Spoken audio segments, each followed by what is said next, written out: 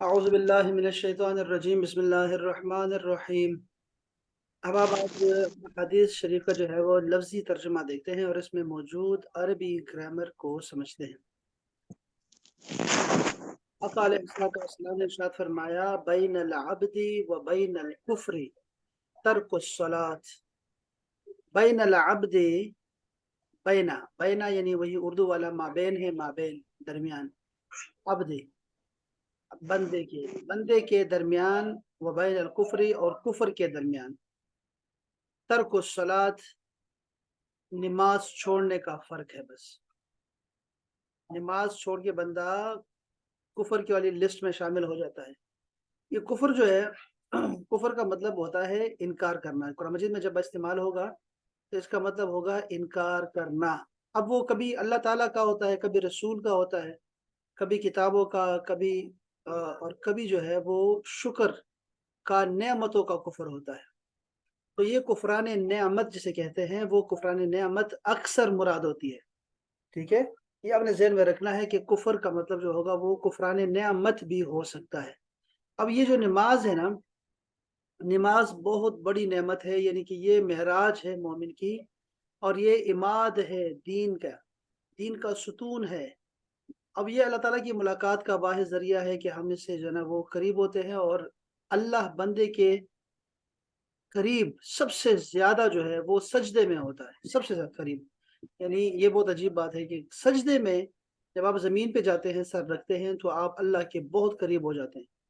تو اس وقت آپ سرگوشی کرتے ہیں، لوگ اکثر سرگوشیاں جو ہے وہ سجدوں میں کرتے ہیں۔ تو یہ جو سجدہ ہے نا، اس کو چھوڑ دینا اور جان بوجھ کے چھوڑ دینا، یہ جو ہے کفر کی طرح کا ہے، کفران نعمت ہے۔ بس وہ نعمت جو ہم لوگ چھوڑ دیتے ہیں، تو اس کو جو اور حدیث بھی آپ کو دکھائی دے گا نا کہ وہ بندہ جو ہے وہ کافر ہو جاتا ہے۔ السلام علیکم ورحمۃ اللہ وبرکاتہ۔ علیہ السلام، کافر بندہ ہو جاتا ہے اس سے کہ اگر آپ جو ہے وہ نماز چھوڑ دیتے ہیں۔ اس کا مطلب یہاں پہ کفران نعمت ہے، یعنی اس کے 7-8 معنی ہیں، اس میں سے ایک جو بڑا معنی ہے وہ یہی ہے کہ وہ کفران نعمت کر رہا ہے، نماز جیسی نعمت کو چھوڑ رہا ہے۔ یہاں الفاظ بہت آسان ہیں، یہاں دیکھیں نا، بین العبد و بین الکفر ترک الصلاۃ، اردو کے الفاظ ہیں، اس لیے یہ بہت آسان حدیث شریف ہمارے پاس ہے۔ اب اسی کو دیکھیں ذرا، یہ رہنا اس میں ووکیبلری زیادہ ہے۔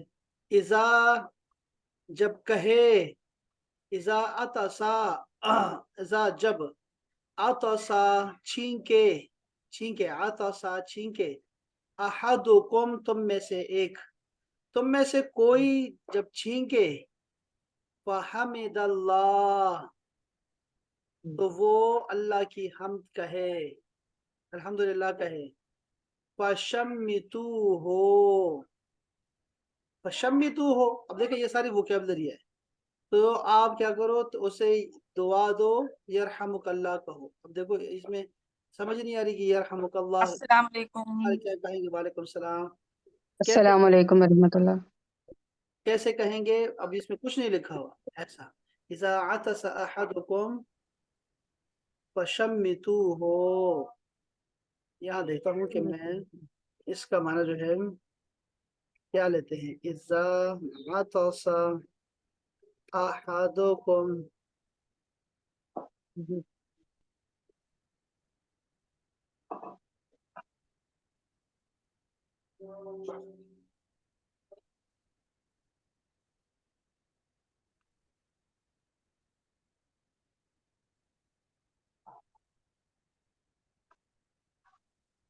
دیکھو اب یہ اس حدیث کو دیکھیں ذرا، اذا عطس احدکم، جب تم میں سے کوئی چھینکے، فلیقل تو اسے کہنا چاہیے، فا اور لام ضرور، یقل وہ کہے، ضرور وہ کہے، الحمدللہ رب العالمین۔ دیکھیں پوری جو ہے نا وہاں پہ کیا ہے، پورا لکھا ہوا ہے، الحمدللہ رب العالمین کہے، ولیقل لہو اور اسے کہا جائے، یعنی کوئی اور کہے، یرحمک اللہ اللہ تجھ پہ رحم فرمائے، ولیقل ہوا اور یہ بندہ پھر کہے، یغفر اللہ لنا ولکم اللہ تعالیٰ تجھے اور ہماری بخشش فرمائے۔ اس کو دیکھیں، اذا عطس احدکم فلیقل، جب تم میں سے کوئی چھینکے تو کہے الحمدللہ، یہاں صرف الحمدللہ آیا ہوا ہے، چونکہ وہاں ایک حکم آیا ہوا، اگر آپ نے دیکھا نا اس حدیث پاک میں جو مسلم کی حدیث ہے اس میں کہا ہے کہ فحمد اللہ، اللہ کی حمد بیان کرے، تو الحمدللہ ہی اس کا مطلب ہے نا، تو پورا بھی بیان کیا الحمدللہ رب العالمین بھی صحابہ نے روایت کیا۔ وَلِيَقُلْ لَهُ أَخُوهُ، اور اس کا بھائی مسلمان کہے، او صاحبہ، یا اس کا ساتھی کہے، یرحمک اللہ، اللہ تجھ پہ رحم فرمائے۔ فَإِذَا قَالَ لَهُ، اگر تو اس کا بھائی یہ کہے یرحمک اللہ، فَلْيَقُلْ، تو اس کو کہنا چاہیے یہدیکم اللہ ویصلح بالکم، یہ کہے اللہ تعالیٰ تجھے اور ہدایت دے اور تمہارے جتنے کام ہیں وہ سیدھے کرے۔ اچھا اس میں کیا کیا سبق کیا ہے؟ کہتے ہیں یعلمنا رسول الکثیر والکثیر من الآداب، رسول اللہ نے ہمیں مینرز سکھائے ہوئے ہیں، آداب سکھائے ہیں۔ ومنها ما نقول عند العطاس، اور یہ وہ ہے، یہ ادب جو اس حدیث میں سکھایا جا رہا ہے وہ ہے چھینک مارنے کا ادب، وہ کیفیت و تشمیت العاطس، اور اس کو جواب دینے کے متعلق۔ وفي هذا الحديث يأمرنا النبي صلى الله عليه وسلم إذا عطس المسلم وقال بعد عطاسه الحمد لله شكرا لربه على هذه النعمة، کہ اس نے چھینک ماری ہے، اللہ کا اس نے شکر ادا کیا۔ اب جو اس کی سائنسی جو ہے وہ آتی ہے نا چھینک مارنے کی، تو آپ کو پتہ لگتا ہے کہ چھینک سے ہمارے جو ہے وہ سارے خون کی گردش بڑھ جاتی ہے، اور ابھی میں پڑھ رہا تھا پرسوں، اس میں تو اور زیادہ جس کی نہ بتایا گیا تھا کہ بہت زیادہ اس کے فوائد ہیں۔ تو فلیقل، اس کا اخو اس کو کہے کہ اللہ تجھ پہ رحم فرمائے، یعنی اس کے لیے خیر کی دعا کرے، چونکہ اس نے سنت پہ عمل کر دیا، اس نے الحمدللہ کہہ دیا اور اللہ کا حمد بیان کی ہے، تو اس کو دعا دو۔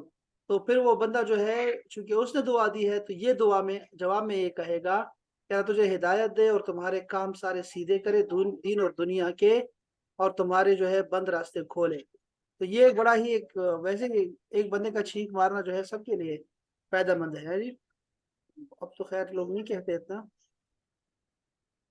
لیکن یہ یہاں پر جو ہے تفصیل سے یہ حدیث پاک آ گئی۔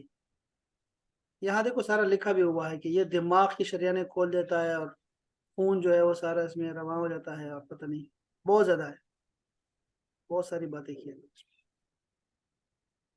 اور اس میں جو فوراً بڑھ جاتا ہے باہر سے وہ بھی باہر نکلتا ہے نا، یہ بھی اس کا فائدہ ہے۔ ہاں جراثیم، وہ پتہ نہیں کتنے جراثیم نکلتے ہیں، میں بھی پڑھ رہا تھا، پتہ نہیں کتنے جراثیم باہر نکلتے ہیں۔ تو جب تم میں سے کوئی چھینکے تو الحمدللہ ہر قسم کی تعریف اللہ کے لیے کہے، اس کا بھائی اور اس کا ساتھی کہے یرحمک اللہ، اللہ تجھ پہ رحم فرمائے۔ جب ساتھی یرحمک اللہ کہے تو اس کے جواب میں چھینکنے والا یہدیکم اللہ ویصلح بالکم، اللہ تمہیں سیدھے راستے پر رکھے اور تمہارے حالات درست کرے، یہ کہنا چاہیے اس کو۔ کیا بات ہے۔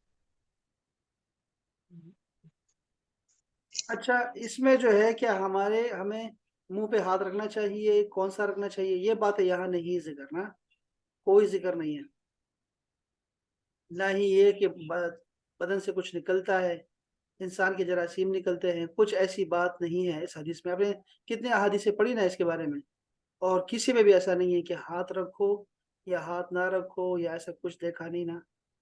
ہو سکتا ہے کہیں آپ کو ملے ایسی چیزیں تو مجھے بتائیے گا، کچھ بھی نہیں ملا نا ہمیں۔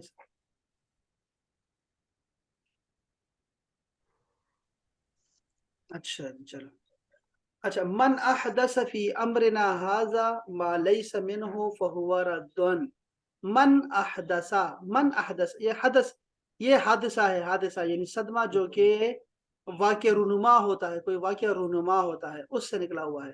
من جو بھی، احدثہ یہ ایسا ہی ہے جیسے اطعما، تو اس سے میں مراد کیا ہوگا؟ احدثہ پیدا کرے، من احدثہ پیدا کرے، فی امرنا ہمارے اس معاملے میں، یعنی اسلام میں، دین میں کی بات کر رہے ہیں، ہاذا یہ جو ہمارا دین ہے، اس میں اگر کوئی کام بندہ نیا نکالتا ہے، کوئی بات نہیں نکالتا ہے، تو کیا کرے گا؟ ما لیس منہ، ما لیس فیہ، جو اس میں ہے نہیں، فہو رد، تو وہ رد ہے، یعنی وہ مردود ہے، اس کو نہ لیا جائے گا، یعنی وہ دین میں سے نہیں شمار ہوگا۔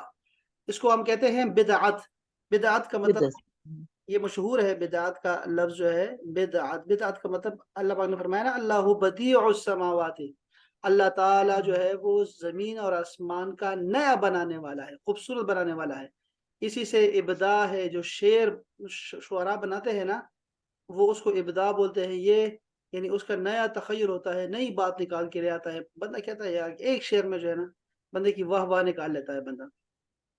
تو یہ جو ہے یہ جو بدعت ہے، بدعت کا اب تصور جو ہے وہ غلط، اور زیادہ غلط ہو گیا، یعنی بدعت کے اندر بھی بدعت پیدا ہو گئی۔ یعنی یہ لوگوں نے سمجھ لیا ہے کہ جو چیز رسول اللہ نے نہیں کی ہے ہمیں وہ نہیں کرنی چاہیے، یا جو قرآن میں نہیں ہے وہ ہمیں نہیں کرنا چاہیے، یا صحابہ نے جو کام نہیں کیا وہ ہمیں نہیں کرنا چاہیے، اور اس کو اس نگاہ سے دیکھتے ہیں جیسے کہ یہ کوئی جو ہے نا وہ گمراہی ہے۔ جیسے اس حدیث کے اگر آپ اور میں جائیں گے نا دیکھیں گے تو ایسا لگے گا، چونکہ آگے ذکر ہے اس بات کا کہ ہر بدعت جو ہے وہ گمراہی ہے، اور گمراہی جو ہے وہ دوزخ میں لے کے جانے والی ہے۔ تو انہوں نے یہ سمجھ لیا کہ جو قرآن میں نہیں ہے، جو کسی نے کہا جو رسول اللہ نے عمل نہیں کیا، کسی نے کہا جو صحابہ نے نہیں کیا، وہ جو ہے وہ سب کا سب بدعت ہے اور سب گمراہی ہے۔ ایسا بالکل بھی نہیں ہے، دین کے تصور میں ایسا نہیں ہے بالکل بھی، لیکن اس کو غلط سمجھ لیا گیا ہے، اور یہ غلط لوگ یہ باتیں پھیلا دیتے ہیں۔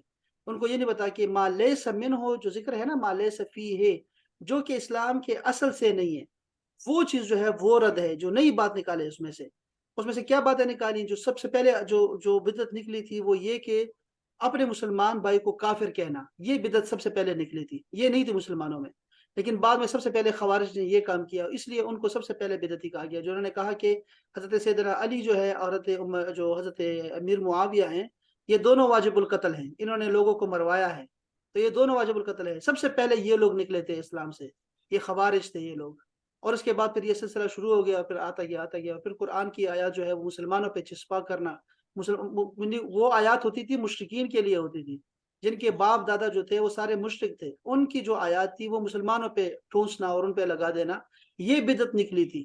تو اس کا مطلب یہ ہرگز نہیں ہے کہ کوئی چیز قرآن میں نہیں ہے تو وہ جو ہے وہ رد ہے، ایسا بالکل بھی نہیں ہے۔ نہ ہی ایسا بھی نہیں ہے کہ رسول اللہ نے کوئی کام نہیں کیا اور وہ جو ہے وہ ہم نہ کریں اور اس کے اصل دین میں نہ ہو، یعنی اس کا اصل دین میں نہ ہو کا مطلب یہ بات سمجھے اس بات کو کہ اس اصل دین میں نہ ہو کہ وہ چیز اصل میں اسلام میں ہونا، اور وہ مخالف آ جائے سنت کے یا قرآن کے مخالف آ جائے، وہ چیز رد ہے۔ آپ اس چیز کو سمجھیے گا کہ قرآن کے جو مخالف ہے، جو رسول اللہ کے سنت کے خلاف ہے، وہ چیز بدعت کہلاتی ہے، جو دین میں نئی بھی ہو اور خلاف بھی ہو۔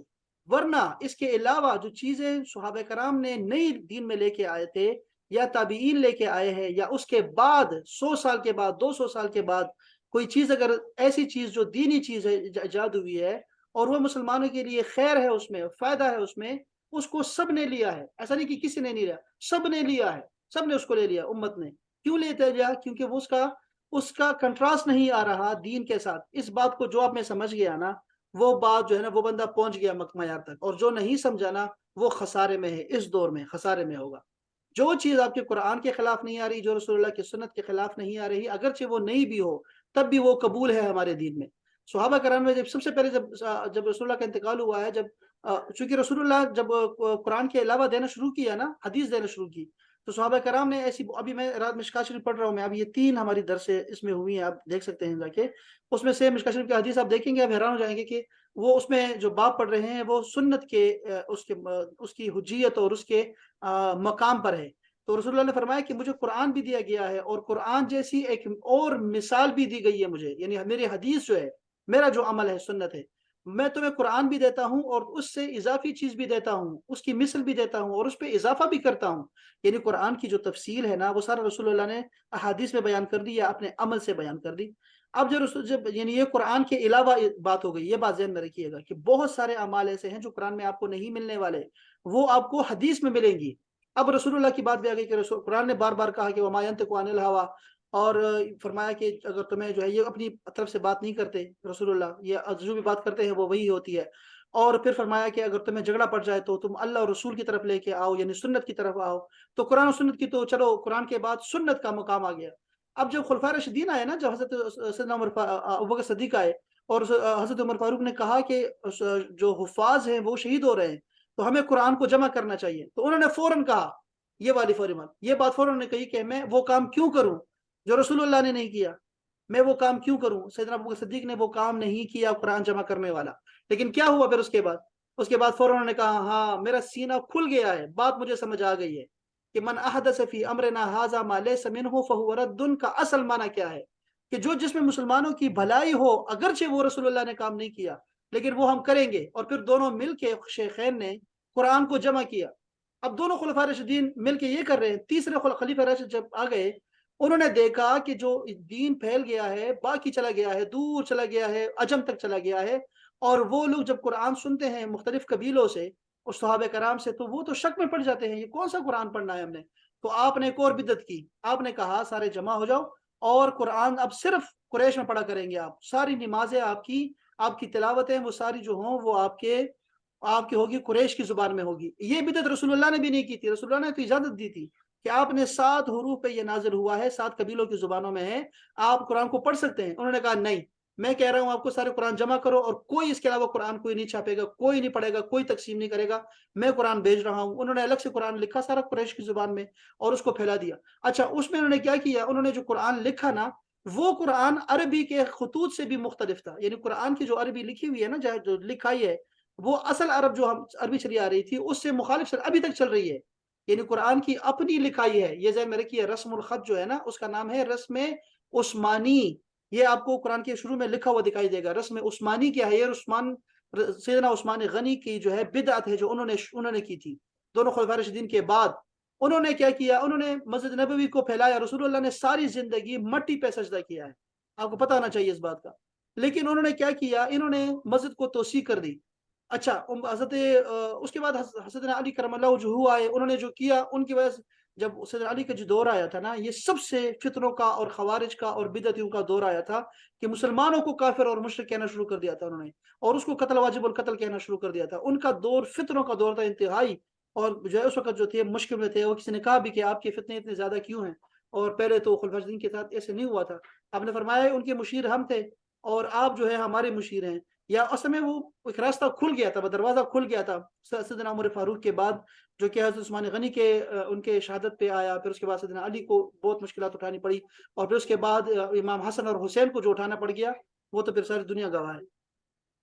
تو یہ لوگ کیا کرتے تھے کہ یہ میں کیا کہہ رہا ہوں، اس کے بعد اس وقت تک نہ رسول اللہ نے قرآن کو حدیث کو لکھنا منع کر دیا تھا۔ بعض صحابہ کرام کو کہا کہ آپ لکھو، تو حدیث جو تھی، احادیث ہمارے پاس کمپائل تھی ہی نہیں ہمارے پاس۔ اس کے بعد یہ جو کیا کیا، حضرت عمر بن العزیز نے حکم دیا کہ آپ لوگ جو احادیث کو ہو جمع کرو۔ یہ زہری تھے جو انہوں نے جمع کیا، اس احادیث کو جمع کرنا شروع کر دیا اور احادیث کو باقاعدہ سے علم بنایا۔ قرآن ہمارے پاس بطور علم آیا۔ جو مدارس آپ دیکھ رہے ہیں، یہ ساری کی ساری بدعتیں ہیں۔ آپ جو جتنا نظام آپ کتابوں کا دیکھ رہے ہیں، یہ ساری کی، حتیٰ کہ یہ جو قرآن مجید ہمارے ہاتھ میں ہے، ایسا قرآن مجید صحابہ نے پڑھا ہی نہیں اس طرح سے، لیکن اس میں خیر تھی۔ لیکن یہ کیا ہوتا ہے، جب شروع میں کوئی چیز آتی ہے نا، تو لوگ اس کے دفاع میں کھڑے ہو جاتے ہیں۔ جب یہ چھپا نا، جرمنی نے قرآن مجید چھاپا سب سے پہلے، یہ ابھی 200 سال نہیں ہوئے اس کو، انہوں نے جب قرآن مجید چھاپا تو ہمارے مسلمانوں نے کہا ہم نہیں پڑھیں گے اس کو، اور قرآن نے سب مسلمانوں نے کہا ہم نہیں پڑھیں گے اس قرآن مجید کو، جو جرمنی چھاپتا ہے۔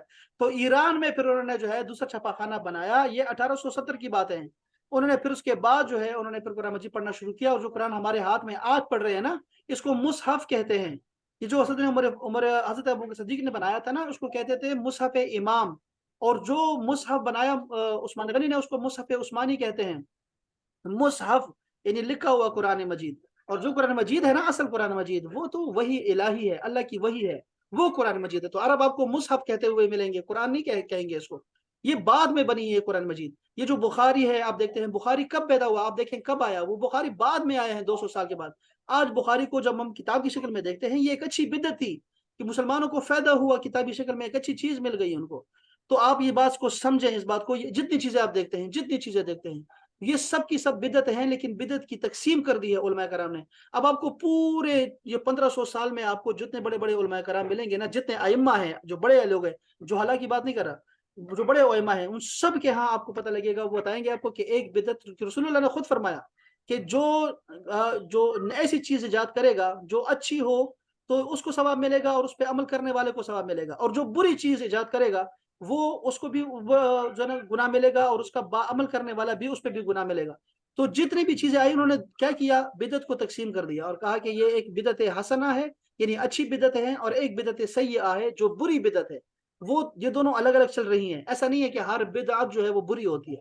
تو اس لیے جب آپ دیکھتے ہیں نا، مسلمانوں کو کوئی چیز اس میں سے ایسی آئی ہے مسلمانوں میں جو سب لے رہے ہیں اور سب کو فائدہ ہو رہا ہے، تو آپ یوں سمجھے کہ یہ بدعت حسنہ ہوتی ہے، یہ اچھی بدعت ہوتی ہے جس سے فائدہ ہوتا ہے مسلمانوں کا۔ یہ تو ایک تو یہ بات اگر جس کو سمجھ آ گئی ہے نا، وہ کامیاب ہو گیا۔ دوسری بات جو اس کے ساتھ ساتھ چل رہی ہے، وہ یہ کہ آپ کی جتنی بھی چیزیں آپ اس وقت موجود ہیں نا، آپ کی جو زندگی ہے، وہ ساری کی ساری ان چیزوں میں گزر رہی ہے جو رسول اللہ کے دور میں وہ چیزیں تھی ہی نہیں، سرے سے نہیں تھی وہ چیزیں. جیسے آپ کھانے پینے کی چیزیں کر رہے ہیں نا، وہ آپ کہاں سے کر رہے ہیں؟ یعنی کوئی بھی چیز جو کھانے پینے کی چیزیں کر رہے ہیں نا، جو آپ لباس پہن رہے ہیں، جو آپ سواریاں استعمال کرتے ہیں، وہ سب کے سب نئی چیزیں ہیں. اس کو کہتے ہیں بدعت حسنہ میں چیزیں آتی ہیں. وہ کیوں؟ اس کی وجہ ہے، اس کو سمجھو. یہ دوسری بات ہے جو میں کہہ رہا ہوں آپ کو، کہ جو چیز حرام نہیں ہے نا، جو چیز حرام نہیں ہے، یعنی جو کنٹراسٹ میں نہیں آ رہی، قرآن کے حدیث کے خلاف نہیں آ رہی، وہ چیز جائز ہوتی ہے. یعنی الاصل فی الاشیاء اباحہ، یعنی جو چیز کو حکم نہیں ہے، منع نہیں ہے، وہ چیز آپ کو حلال ہے آپ کی. اس لیے ہم یہ کوک پیتے ہیں، پیپسی پیتے ہیں، اور یہ ہم جو ڈرنکس لے لیتے ہیں، جوس لیتے ہیں، یا ہمارے پاس چاول آ گئے ہیں، چاول کھاتے ہیں، اور ہمارے پاس جو ڈشز آ رہی ہیں، شوارمے کھا رہے ہیں، پتہ نہیں کیا کیا چیزیں کھا رہے ہیں، وہ سب کیوں جائز ہے؟ وہ کیوں حلال ہے آپ کے خیال میں؟ حالانکہ یہ ابھی بنے ہیں ہمارے سامنے. یہ شورما کیوں کھاتے ہیں ہم لوگ؟ آپ کو سب کہیں گے کیوں یہ شورما کیوں حرام ہو سکتا ہے؟ اس کے اندر تو چکن ہوتا ہے، اس کے اندر تو بند ہے، میدا ہے. جب آپ کو پتہ لگ گیا کہ ایک نئی چیز کھانے کی بن گئی ہے اور وہ حلال ہے، کیوں؟ کیونکہ اس کے انگریڈینٹس جو ہے وہ حلال ہیں. تو آپ کو یہ پتہ ہونا چاہیے کہ جو بھی عمل ہم کر رہے ہیں آج مدارس میں کیا ہو رہا ہے. مدارس کیوں بن گئے ہیں؟ مدارس اس لیے بن گئے کہ مدارس کے اندر کیا ہوتا ہے؟ قرآن پڑھتے ہیں، حدیث لوگ پڑھتے ہیں، تو یہ تو اصل میں موجود ہے رسول اللہ کی زندگی میں، تو وہ چیز حلال ہو گئی. اسی طرح جب آپ کو کوئی بھی عمل دیکھے ایسا جس کے انگریڈینٹس جو ہے نا وہ حلال ہوں، تو آپ اس کو جائز ہی قرار دیں گے، اس کو حرام نہیں کر سکتے کہ یہ تو نہیں تھا رسول اللہ کی زندگی میں، یہ تو نہیں تھا صحابہ کی زندگی میں. یہ کوئی بات ہے ہی نہیں سرے سے دین میں. جتنے ہم کام کر رہے ہیں حج کے لیے، جو بھی ہم آج کل جو کر رہے ہیں حج کے لیے کر رہے ہیں، عمرے کے لیے کرتے ہیں، یہ ساری سہولیات جو ملی ہیں یہ مسلمانوں کے خیر کے لیے ہے. اس سے فائدہ ہو رہا ہے مسلمانوں کو، اور اسلام کو فائدہ ہو رہا ہے. اسی لیے تو جائز ہے. اذان ہم لاؤڈ اسپیکر میں دیتے ہیں. یہ جو میناریں بنائی ہیں مسجدوں کے اوپر مینار بنا دیے ہیں، یہ ساری بدعتیں ہیں، لیکن حسنہ ہے، اچھی بدعتیں ہیں، کیونکہ اس کا دین میں وجود ہے. اس کو یہ کوئی منع نہیں ہے ہمارے لیے. اس لیے جو منع نہیں ہے نا تو وہ چیز جائز ہے. اب کوئی آپ کو یہ کہے کہ یار کپڑے ہمارے دین ہے ہی نہیں، ہمارے جو کھانے ہیں وہ تو دین ہے نہیں. بھائی ہمارا دین ہے یہ سارا، ہمارا کھانا، ہمارا پینا، ہمارا رہنا، ہمارے کپڑے، یہ سب دین ہے، اور سب کے بارے میں رسول اللہ نے حکم فرمایا ہے. ہر چیز کے بارے میں رسول اللہ نے فرما دیا ہوا ہے، بس ہر چیز کے بارے میں. اسی لیے میں کو کہہ رہا ہوں کہ جو بدعت کا تصور ہے اس کو سمجھیں. بات کو آپ نے دو چیزیں سیکھنی ہے. ایک تو یہ کہ جس چیز کے بارے میں حرام کا حکم نہیں ہے نا، ناجائز کا حکم نہیں ہے، وہ حلال ہے. یہ بات سمجھنے والی ہے. قرآن میں، پورے قرآن دیکھیں گے نا، اس میں آپ کو حلال کی لسٹ نہیں ملنے والی. حلال کی کوئی لسٹ نہیں ہوتی، حلال کی جائز چیزوں کی کوئی لسٹ نہیں ہوتی، حرام کی لسٹ ہوتی ہے. جو بھی چیز حرام ہے وہ قرآن میں کو مل جائے گا کہ یہ کتا حرام ہے، یہ خنزیر حرام ہے، بہتا ہوا خون حرام ہے، اس طرح کی چیزیں آپ کو مل جائے گی، مردار حرام ہے. لیکن آپ کو جو ہے حرام کی لسٹ ملتی ہے، حلال کی کوئی لسٹ نہیں ملے گی آپ کو. کیوں؟ اس لیے کہ باقی چیزیں ساری کی ساری حلال ہے. رسول اللہ نے منع فرمایا کہ جب میں تمہیں کچھ نہ کہوں نا تو تم نے نہیں پوچھنا مجھ سے، ورنہ وہ چیز حرام ہو جائے گی. اور سب سے گناہگار وہ شخص ہے، مجرم ہے وہ شخص جو مجھ سے وہ سوال کرے جو میں نے نہیں کہا جس بارے میں. وہ بنی اسرائیل ویسے کرتے تھے. تو جو چیز نہیں بتائی گئی، پہلی بات یہ سمجھ لیں کہ آپ نے ہر جو چیز جس کے بارے میں حرام کا حکم نہیں ہے نا، وہ چیز حلال ہے آپ کے لیے. وہ مباح ہوتی ہے، حلال ہوتی ہے، جائز ہوتی ہے. اور دوسرا، اگر تو جو چیز مسلمانوں کے فائدے میں ہے اور مسلمان اس کو لے رہے ہیں، آل اوور دی ورلڈ لے رہے ہیں، تو وہ چیز جو ہے وہ اچھی ہے. رسول اللہ نے فرمایا جس چیز کو مسلمان اچھا کہیں وہ چیز اللہ کے ہاں بھی اچھی ہوتی ہے. تو جو چیز منع نہیں ہے وہ چیز جو ہے نا وہ آپ کے ہاں جائز ہے، اور آپ اس کو بدعت حسنہ میں لے کے جائیں گے. اگر وہ نہیں ہے اس دور میں، اس کو حسنہ کہتے ہیں، اچھی بدعت. اور یہ ایسا نہیں ہے کہ یہ اب سے چلا آ رہا ہے، یہ ہر صدی میں چلا آ رہا ہے. 1500 صدیاں ہو گئی ہیں آپ کی، ہر صدی میں چلا آ رہا ہے، کچھ نہ کچھ اضافی آ رہا ہے، اور وہ اس کو مسلمان لے رہے ہیں. یعنی اب ہم قرآن مجید کیسے پڑھتے ہیں؟ ابھی جو ہم یہ جو پڑھ رہے ہیں آن لائن پڑھ رہے ہیں، یہ چیز اگر یہ بدعت نہیں ہے تو یہ کیا ہے؟ یہ بدعت حسنہ ہے، یہ اچھی بدعت ہے. کیوں؟ کیونکہ ہم قرآن پڑھ رہے ہیں. ہم کیا کر رہے ہیں؟ قرآن پڑھ رہے ہیں ہم لوگ. اس لیے یہ بدعت حسنہ ہے، اچھی بدعت ہے کہ چلو اس سے فائدہ ہو رہا ہے لوگوں کو. میں آن لائن چیزیں پڑھا رہا ہوں، قرآن مجید کی دفعہ ریکارڈنگ کرا دی، یوٹیوب پہ ڈال دی میں نے. اب یوٹیوب لوگ دیکھ رہے ہیں، اس سے دین سیکھ رہے ہیں، نئے نئے طریقے آ گئے ہیں لوگوں کے پاس. تو وہ اچھی چیزیں ہیں ساری. یہ ساری کتابیں، یہ سارے مدارس، یہ سارے ہمارے چلنا پھرنا، سب کچھ ہمارے کھانے پینے تک. آپ کسی کریانہ اسٹور میں چلے جائیں اور کسی مال میں چلے جائیں، آپ دیکھیں جو چیزیں آپ کو ایسی چیزیں ملنے والی ہیں، یعنی اس سے 90% ایسی چیزیں ملیں گی جو رسول اللہ کی زندگی میں تھی ہی نہیں، صحابہ کی زندگی میں تھی ہی نہیں، لیکن ہاں وہ ہم کھانا جائز ہے ہمارے لیے. تو آپ نے یہ دو چیزیں سیکھنی ہے کہ بدعت حسنہ کیا ہوتی ہے، اور کیا اس کو علماء نے لیا ہے کہ نہیں لیا ساری زندگی، یعنی صحابہ سے لے کے آج تک اور دوسری چیز یہ کہ حرام کی لسٹ ہوتی ہے، حلال کی کوئی لسٹ نہیں ہوتی، تو وہ کیا کریں گے؟ وہ ساری کی ساری جائز ہوتی ہے۔ اور تیسری چیز جو اہم بات ہے وہ یہ کہ آپ نے کبھی مسلمان پہ کفر کا یا شرک کا فتویٰ نہیں لگانا کبھی بھی۔ یہ سب سے بڑی پہلی بدعت تھی جو مسلمانوں میں جاد ہوئی تھی، اور وہ خوارج لے کے آئے تھے۔ یہ چیز اگر آپ کو سمجھ آ گئی ہے نا، تو یہ دین کا فلسفہ ہے۔ اس لیے پتہ نہیں اس پہ، اس لیے میں زیادہ بول دیا چونکہ اس کا فائدہ اٹھاتے ہیں۔ میں آپ کو یہ بھی بتا دوں کہ یہ جو کتاب لکھی گئی ہے نا، اس حدیث کے لیے لکھی گئی ہے۔ آپ کو جتنی بھی آپ کو یہ کتابیں ملیں گی نا، یہ جو دوسرے لوگ ہوتے ہیں نا، جو کہ مسلمانوں کو کافر کہتے ہیں، مسلمانوں پہ فتویٰ لگانے والے ہوتے ہیں، ان کی ہر کتاب میں آپ کو یہ حدیث ملے گی اور غلط لوگوں کو بتائیں گے۔ یہ بڑی خطرناک چیز ہے، اس لیے کہ اگر آپ میرے شاگرد ہیں تو آپ کو یہ پتا ہونا چاہیے ان باتوں کا۔ اگر آپ کو ان چیزوں کی اگر آپ کو پرواہ نہیں ہے نا، تو آپ سمجھ جاؤ کہ آپ سب سے بڑے مجرم ہیں ان چیزوں کے۔ تو یہ آپ کو پتا ہونا چاہیے۔ میں کبھی ان چیزوں پہ نہیں بولتا، اور نہ میں آپ کو نام لے کے بتا رہا ہوں، لیکن میں آپ کو اصول بتا دیا آپ کو، تاکہ اصول آپ کو پتا ہو کہ زندگی میں مسلمان آپ کو دھوکہ نہ دیں، آپ کا بھائی ہی آپ کی وجہ سے جو ہے نا اتفاقی نہ آ جائے آپ کے گھروں کے اندر، آپ کی چیزوں کے اندر۔ یہ جس طرح سیاسی چل رہے ہیں نا، یہ مذاہب کے مولوی جو ہوتے ہیں نا، یہ بھی تباہ کر دیتے ہیں دین کو۔ تو یہ بھی آپ کو خطرناک، بہت اکثر تو نہیں ہے لیکن ایسے لوگ آ گئے ہیں ہمارے اندر، اور وہ سارے کیوں آتے ہیں، وہ اس کی وجہ ہوتی ہے، پیچھے پوری ہسٹری ہوتی ہے۔ تو یہ آپ نے اس چیز سے آپ نے خود کو بچانا ہے، دین کو سمجھنا ہے۔ آپ لوگوں نے جتنی بھی چیزیں ہیں ہوتی ہے وہ آپ نے کرنا ہے ان چیزوں کو۔ سر میلاد بھی اسی اس میں آتا ہے نا؟ میلاد کا بھی ایسا ہے، اور بھی بہت ساری چیزیں ہیں۔ یہ میں نے بتایا نا، یہ جو آپ کی مدارس ہیں، آپ کے مدارس ہیں، یا آپ کے جو ختم نبوت کانفرنس کروا رہے ہیں، یا جو آپ جو بھی یہ چیزیں ہوتی ہیں جتنی بھی، ایسا نہیں ہے یہ جو حج کے لیے جہاز پہ جاتے ہیں آپ لوگ، میں نے کہا چاول آپ کھا رہے ہیں نا، چاول کیسے کھا رہے ہیں آپ لوگ؟ وہ آپ پوچھیں کہ کہاں پہ لگے ہوا ہے؟ یہ جو بھینس کا آپ دودھ پیتے ہیں، یا بھینس کا آپ جو ہے وہ گوشت استعمال کرتے ہیں، وہ کہاں سے آتا ہے؟ اور بہت ساری چیزیں، یعنی ایک نہیں ہے، سینکڑوں ہیں، سینکڑوں، ہر صدی میں چلا آ رہا ہے، یہ ایک سا نہیں ہے۔ تو اس لیے ہمیں احتیاط کرنی چاہیے چیزوں پہ، کہ جو چیز جس کے انگریڈینٹس جو ہے نا، جس چیز سے وہ بنی ہے، کیا وہ جائز ہے کہ نہیں ہے؟ ٹھیک ہے، وہ چیز اس میں ہے کہ نہیں ہے؟ اگر وہ نہیں ہے، اس کی اصل ہی نہیں ہے، تو آپ سمجھ جاؤ کہ یہ چیز بدعت سیئہ میں آئے گی۔ اور جو بدعت حسنہ ہے نا، اس میں آپ نے ان چیزوں کو رکھنا ہے جو مسلمان ساری دنیا میں لے رہے ہیں ان چیزوں کو، اور اس سے فائدہ ہو رہا ہے، اور وہ قرآن و حدیث کے مخالف نہیں ہے۔ بس یہ آپ نے نوٹ کرنا ہے ان چیزوں کو، یہ اصول نوٹ کر لینے ہیں آپ نے کہ اصول ہوتے کیا ہیں بدعت کے، تب جا کے وہ چیز بری ہوتی ہے۔ ورنہ تو بدعت حسنہ جو ہے، اسی کی وجہ سے ہمارے اسلام کو رونقیں ملی ہیں، اور اسی وجہ سے جو ہے وہ ساری امت نے اس کو قبول کیا ہوا ہے۔ اور ایسا نہیں ہے کہ یہ اب چلا رہا ہے، میں کہہ رہا ہوں 1500 سال کا کہہ رہا ہوں میں آپ کو، ٹھیک ہے؟ میں آپ کو بلکہ یہ کتاب آپ کو بھیجتا ہوں یہاں پہ، اور وہ کتاب آپ اس کی صرف فہرست پڑھیے گا، صرف فہرست پڑھیے گا، اور صرف فہرست میں آپ کو پتہ لگ جائے گا کہ کس صدی میں کس نے جو ہے اس کی تقسیم کی ہے ان چیزوں کی، اور وہ چیزیں سامنے آئی ہیں۔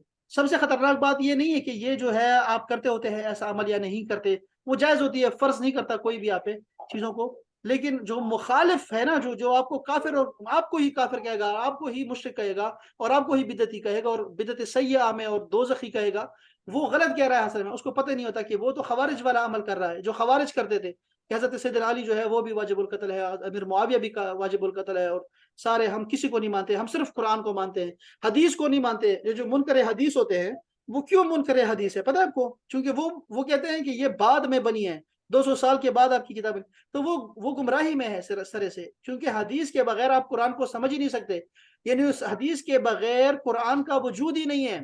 یہ جو قرآن کا وجود ہے نا، یہ آیا ہی حدیث سے ہے، اور وہ حدیث کو ہی نہیں مان رہا، تو پھر وہ کیا کریں گے؟ اس کو کیا کریں گے؟ آپ کیا کہیں گے اس کو؟ وہ خود گمراہی میں پڑا ہوا ہے، اور وہ قرآن کو ہی نہیں سمجھ رہا کہ یہ جس سے ملا ہے وہی تو اصل ہے، وہ چھوڑ رہا ہے اس کو۔ تو یہ جو ہے نا، اس طرح کی چیزیں آپ کو ملیں گی۔ اس طرح پھر باقی علوم آتے گئے، یہ جو ہمارے علوم ہے نا، یہ جو ہم نے علوم پڑھتے ہیں، تفسیر پڑھتے ہیں، یا آپ کے جو ہے آپ کے علوم سیرت کے پڑھتے ہیں، یہ چیزیں بعد میں بنی ہیں ساری کی ساری، یہ ساری بعد میں آئی ہیں، لیکن اس سے فائدہ ہوا ہے مسلمانوں کو، اس لیے اس کو مخالف بھی نہیں ہے، اسلام کے مخالف ہے ہی نہیں۔ اس لیے یہ جو لفظ ہے نا، آپ نے غور کرنا ہے، تو آپ نے صرف اس پہ غور کرنا ہے کہ یہ جو آیا ہے نا، من احدث فی امرنا ھذا ما لیس فیہ، جس کی اصل نہیں ہے دین میں، اصل نہیں ہے، وہ مخالف آ رہا ہے، وہ جو ہے نا وہ ہمارے بدعت سیئہ ہے۔ تو یہ آپ کو، چلو یہ چیزیں بھی آپ کو کلیئر ہونی چاہیے۔ یہ اچھا ہوگا، چلو یہ حدیث آ گئی، انہوں نے تو اپنے مطلب کے لیے دی ہے، کیونکہ یہ ان کو ضروری ہوتا ہے کہ یہ ہر اس کو دیں گے، لازمی دیں گے آپ کو، ہر کتاب میں دیں گے، یہ اسپیشلی ان کو حکم ہے کہ آپ نے ہر کتاب میں، ہر کتاب کا مطلب ہے، اگر آپ وضو پڑھ رہے ہیں اس میں بھی آپ کو یہ ملے گی، اگر آپ جہاد کا پڑھیں گے اس میں بھی یہ ملے گی آپ کو، آپ اگر جائیں گے نا ادھر، آپ چاہے فروٹ پڑھیں، چاہے سبزی پڑھیں، چاہے آپ جو ہے وہ ٹیشو پیپر کا کوئی کتاب پڑھیں، आपको ये जरूर वो डाल के देंगे आपको, और कहेंगे किताब फ्री आपके लिए, जाओ भाई बड़ी अच्छी किताब लिख दी हमने, लाओ ये पढ़ो आप, ताकि आप ना अपने मुसलमान भाई पे फतवा लगा सको। ये बड़ा ही खतरनाक किस्म का खेल है, बहुत खतरनाक खेल है ये, बहुत खतरनाक। तो ये अपने मुसलमान भाई को जुदा करने वाली बातें हैं, तो आपने बचना है इस चीज को। अगर आपने मेरे पास पढ़ना है और मेरे पास पढ़ रहे हैं और शागिर्द हैं आप, और आपको ये फायदा ना हो इन फितनों से बचने का, तो फिर कोई फायदा नहीं हुआ आपको। ये बड़ी खतरनाक बात है कि आप जिस तरीके कार पे चल रहे हैं आपने चलते रहना है, और दूसरों को आपने काफिर कहने से और मुशरिक कहने से, बिदअती कहने से आपने गुरेज करना है, और हर चीज को पॉजिटिवली देखना है, ना कि आपने उसको नेगेटिवली देखना है। ये चीजों को बहुत जरूरी है कि चीजों को समझें, और हर काम में जहां पे आपका काम ना हो वहां घुसना नहीं है आपने। ये बड़ी खतरनाक इनकी होती है कि ये जुहला को पैदा करते हैं, और फिर वो लोग जिनका कोई ये फील्ड ही नहीं होती ना, वो इसी फील्ड में घुसते रहते हैं, और खुद को अपने भी खुद को भी खराब कर देते हैं, और दूसरों को भी गुमराह कर देते हैं। ये बड़ा खतरनाक एक चल रहा होता है खेल। ओहो, ये पता नहीं हम बहुत दूर चले गए इस पे, लेकिन चलो अच्छा होगा, आपको फायदा होगा इस चीज़ों से। चलो इस हदीस को हम हदीस का नहीं बल्कि हम इसको बिदअत हसना और बिदअत सय्यआ की तकसीम का दर्स का नाम दे देते हैं इंशाअल्लाह ताला। चलो मैं आपको किताबी शेयर कर देता हूँ ताकि और भी आपको फायदा हो इस हवाले से, चूंकि पाकिस्तान में ये तबाही बहुत ज्यादा है, पाकिस्तान इसका शिकार है, स्पेशली इसको टारगेट किया गया है, स्पेशली इस पे फंड दिया गया है, स्पेशली इसको जो है इनके लोगों को इस्तेमाल किया गया है, इनके मदारिस को, इनके गरीबों को इस्तेमाल किया गया है, स्पेशली इस काम के लिए कि मुसलमानों को आपने मारना है। बस असलहा हम देंगे, पैसे हम देंगे, आप गली मोहल्लों में अलग से मस्जिदें बनाओ, अलग से आप जो है ना अपनी नमाजें और बिल्कुल तरीका जुदा करो, आप अलग से जो है ना आपकी मदारस भी चलेंगे, आपकी मस्जिदें भी चलेंगी, आपकी जनाजगाहें भी अलग होंगी, आप बेफिक्र हो जाओ, पैसे हम देंगे, आप बस बिस्मिल्लाह करें, हम बस इख्तिलाफ शुरू करें, लोगों को दिल में शुबा डालें। और कहाँ से मिल रहा है सारा कुछ, वो जाके हिलरी क्लिंटन कहाँ कह रही है, हिलरी क्लिंटन जो है वो अमेरिका में है, और वो जाके कह रही है हमने $1 बिलियन दिए इनको ऐसा करने के लिए, और ये जो हमने बनाया, ये तबका हमने बनाया, इसका हमें क्या फायदा हुआ? कोई फायदा नहीं हुआ, ये तो हमारे ऊपर ही चढ़ पाए, ये उनके ही सारा कुछ चल रहा है, उन्होंने हमारे लिए बर्बाद कर दिया हमारा। और स्पेशली हमारा फिर पाकिस्तान में भी जो सबसे ज्यादा मुतासिर हुआ है, हमारा KPK मुतासिर हुआ है सबसे ज्यादा। और ये जैसे आपके ये जिस्मानी तौर पे हमें नुकसान हुआ है ना, ये जो हमारे शोहदा सबसे ज्यादा है पाकिस्तान में, इसी तरह हमारे अकीदे की भी सबसे ज्यादा टारगेट यहाँ किया गया है, और हर तरह का फितना यहाँ लाके बिठा दिया गया है। कादियानियत है या चाहे फिर वो दूसरे हैं, ये सारे जो हमारे घुल मिल गए हैं, हम जैसे नमाजें पढ़ते हैं, हम लगता है जैसे ये शायद हमारे भाई हैं, वो सब ये काम कर रहे हैं, इसी पे लगे हुए हैं। अल्लाह ताला बस बचाए रखे, अल्लाह ताला हमें हमारा खातिमा बिल ईमान फरमाए, ये सबसे जरूरी है कि खातिमा बिल ईमान हमारे, बस ये बड़ी जरूरी है, ख्याल रखें। चलो अब आप काफी है, मैं बहुत इस पे हम इस पे बात नहीं करेंगे, ठीक है, कभी भी इस पे बात नहीं करेंगे, ठीक है। नहीं, जो लोग मेरे पास साल से पढ़ रहे हैं, कभी आप उन्होंने ऐसा सुना होगा, और ना इसके बाद कोई हम इस पे बात करने वाले हैं। उसकी वजह यह है कि सियासी जो हमारे हालात है ना, इख्तलाफात है ना, वो हमें दूर कर देते हैं। इसी तरह हमारे जो मजहबी जो हमारे रवैये होते हैं, वो हमें दूर कर देते हैं एक दूसरे से। तो हमें ऐसा नहीं करना चाहिए, और हमें जितना ज़्यादा फायदा हो रहा है एक दूसरे से, वो फायदा हम उठाते रहेंगे, और हम इसमें इख्तलाफात नहीं पैदा करेंगे कोई थोड़ा सा भी, न सियासी हवाले से और ना ही हम मजहबी हवाले से। बस हम ये सब के लिए दुआ करेंगे, हर एक के लिए, कि अल्लाह ताला जो है वो हम सब का जो है खात्मा बिल ईमान करे, और हमें सीधा रास्ता दिखाए, जो सीधा रास्ता है, जो नेक लोगों का रास्ता है, अल्लज़ीना अनअमता अलैहिम का रास्ता है, वो रास्ता अल्लाह ताला हमें दिखाए और उनके साथ जुड़ा रखे हमें। चलो जी, आमीन आमीन आमीन। वालेकुम अस्सलाम व रहमतुल्लाहि व बरकातुहू।